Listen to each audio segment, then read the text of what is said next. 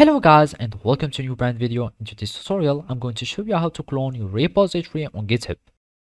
So the first thing to do is to open your web browser, either if it was Google Chrome, Mozilla Firefox, Microsoft Edge, or any web browser that you are using. After that, you will need to go to github.com.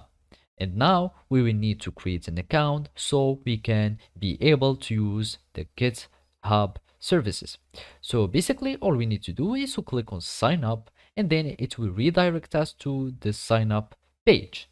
And now you need to add your email, then gmail.com or any other email that you are using. You click on continue, you create a password. So if it was anything like that, you click on continue, and then you will add a username, for example whatever the username was. Now you will need just to type yes or no if you want to have the emails and announcements. So click on no if you don't want to, and then you will need just to solve as a verification, you solve this puzzle.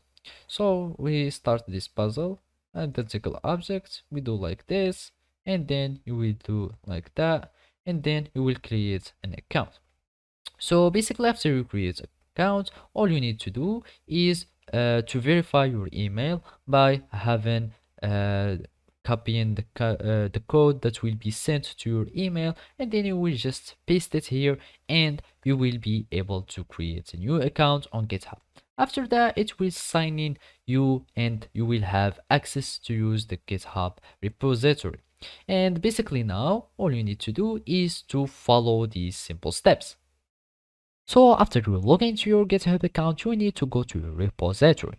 After that, you will need to click on this code, and here we will find the cloning link.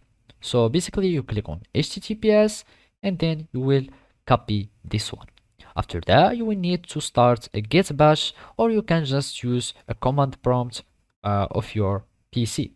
So I'm just going to use a git bash, and then you will need to add this command git and clone, and then you will add the link that we have just copied.